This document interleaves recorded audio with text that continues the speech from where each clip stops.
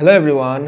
तो आज की इस वीडियो में हम बात करेंगे असम में मेडिकल कॉलेजेस का बॉन्ड पेनल्टी कितना है और बॉन्ड सर्विस आफ्टर एमबीबीएस कितना है। बॉन्ड पेनल्टी का मतलब ये है कि बहुत सारे स्टूडेंट्स क्या करते हैं कि जब इस मेडिकल कॉलेज में नीट का एग्ज़ाम देने के बाद जिनका स्कोर बॉर्डर मार्क पे रहता है और उन्हें एमबीबीएस कॉलेज नहीं मिलता है और वो बीडीएस या फिर बीएमएस या फिर बीएचएमएस ज्वाइन कर लेते हैं और उसके बाद नेक्स्ट ईयर वो फिर से प्रिपरेशन करते हैं कॉलेज में रहकर भी, ऑनलाइन या हो या फिर ऑफलाइन हो।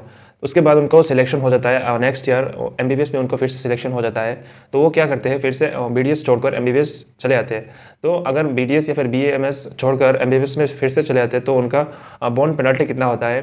तो इस वीडियो में मैं इस पेनल्टीज एंड बॉन्ड सर्विस के बारे में बात करेंगे और फीस के बारे में बात करेंगे। सबसे पहले इस वीडियो को शुरू करने से पहले मेरा इस चैनल को सब्सक्राइब कर लेना एंड लाइक एंड शेयर कर देना। So let's start. तो सबसे पहला पॉइंट हम देखेंगे कि असम में बॉन्ड पेनल्टी कितना है। मतलब बीडीएस या फिर बीएमएस छोड़कर अगर आप एमबीबीएस आते हैं तो इसका बॉन्ड पेनल्टी क्या होता है, और अगर एमबीबीएस सीट छोड़ा उसका भी बॉन्ड पेनल्टी क्या होता है, इसके बारे में इस पहला पॉइंट में बात करेंगे। तो सबसे पहला पॉइंट है surrender of seat after last date of admission. मतलब एडमिशन के जो लास्ट डेट है उसके बाद अगर आपने किसी भी बीडीएस बीएमएस या फिर एमबीबीएस का सीट छोड़ा है तो इसमें आपको पेनल्टी कितना लग सकता है। Any candidate who wants to surrender his or her seat after the last date of admission as fixed by MCI, that is पहला तो एमसीआई था, उसके बाद DAGHS for that particular session shall have to pay a sum of rupees 3 lakh only in case of MBBS course and 2 lakhs only in case of BDS course as penalty. The amount shall to be paid in the form of demand draft in favor of the DME Assam payable at Guwahati. तो मतलब यहाँ पर तो BMS का लिखा हुआ नहीं, लेकिन मुझे पता है BMS का होता है 1 लाख रुपीज़।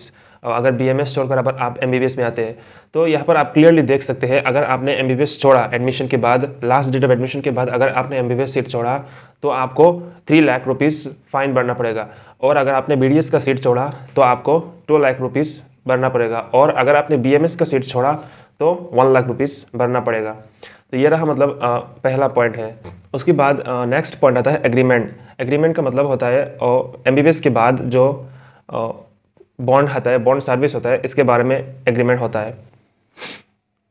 तो सबसे पहला पॉइंट है all candidates selected for admission in MBBS course in the medical colleges of Assam shall enter into an agreement in a non judicial stamp paper of ₹100 only with the government of Assam as in schedule 2.2A।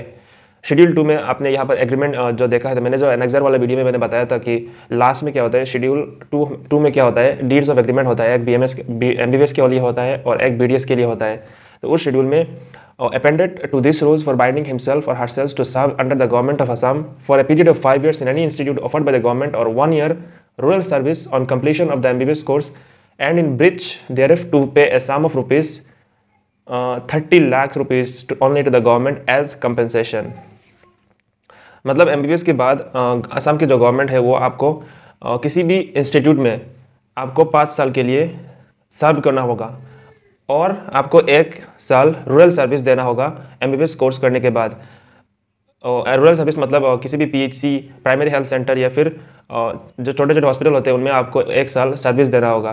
तो अगर आपने उस service को नहीं दिया तो आपको 30 lakh penalty भरना पड़ेगा। पेनल्टी मतलब अगर आपने इस 30 लाख को आपने पेड कर दिया एज ए बॉन्ड हिसाब से, आपने इसे पेड कर दिया तो आपको जो 1 ईयर रूरल सर्विस है वो नहीं होगा। उसके बाद बीडीएस का पेनल्टी कितना होता है। All candidate selected for admission into BDL course shall enter into an agreement in a non judicial state, 100 rupees होता है only the government of Assam as in schedule 2B appended to this rules for binding himself or herself to serve under the government of Assam for a period of 5 years in any institute offered by the government or 1 year rural service on completion of the BDS course and in breach. मतलब अगर आपने इसको थोड़ा 1 साल अपने service नहीं दिया तो आपको लगभग 20 लाख रुपीज़ पेड करना पड़ेगा as a compensation to the government. आपने 20 लाख पेड कर आपने जो 1 year रूरल सर्विस है या फिर 5 साल किसी गवर्नमेंट इंस्टीट्यूट में अगर आपका जो सर्विस दिया है, अगर आपने उसे फुलफिल नहीं किया तो आपको बॉन्ड के हिसाब से 20 लाख रुपीज़ भरना पड़ेगा। एक चीज़ मैंने जो पिछली वीडियो में बताया था, जो रिफंड ऑफ पेड फीस होता है, जैसे कि admission fees and hostel fees, hostel security fees. The amount of fees paid by the candidate at the time of admission shall be refunded after deduction of 10% of the total amount of paid fees if the candidate surrender his or her seat before the last date of admission as fixed by MCI. मतलब क्या होगा, last date of admission से पहले जो bond penalty होता है वो तो एडमिशन के बाद होता है, और रिफंड ऑफ फीस मतलब अगर आपने एडमिशन से पहले अगर किसी भी सीट छोड़ दिया, अगर एमबीबीएस या फिर बीडीएस का सीट छोड़ दिया तो आपको क्या होगा, पूरा एडमिशन फीस और काउंसलिंग फीस तो आपको नहीं दिया जाएगा, वो नॉन रिफंडेबल होता है। Admission fees and hostel security fees, ये दोनों से क्या होगा, आपका कॉलेज 10% फीस रख लेगा और आपको बाकी फीस रिफंड कर दिया जाएगा। उसके बाद ये आता है, मैंने जो यहाँ से जितने भी पॉइंट्स लिए मैंने यहाँ से लिया था द आसाम गजेट, ये DME ने रिलीज़ किया था 2017 वाला रूल्स है। क्योंकि हर साल क्या होता है, जो शेड्यूल 2 होता है, मतलब जितने भी सीट्स का जो मैट्रिक्स है, सीट मैट्रिक्स है, वो चेंज होता है, लेकिन जितना भी रूल्स होता है वो चेंज नहीं होता, वो हमेशा सेम रहता है। इसीलिए मैंने जो 2022 का जो रूल्स DME ने रिलीज़ किया था अपनी वेबसाइट पर, उसमें क्या हुआ था कि सिर्फ सीट मैट्रिक्स वाला रूल्स दिया हुआ है और बाकी जितने भी रूल्स है वो उन्होंने कहा कि 2017 का रूल्स के हिसाब से चलेगा, सिर्फ सीट मैट्रिक्स वाला रूल्स है वो चेंज हो गया। तो ये रहा मतलब पूरा बॉन्ड पेनल्टी और बॉन्ड सर्विस के बारे में मैंने पूरा बता दिया। आई होप कि आपको ये वीडियो इन्फॉर्मेटिव लगा हो। अगर आपको ये वीडियो पसंद आया तो मेरा इस चैनल को सब्सक्राइब कर लेना। So let's end this video here. Bye guys.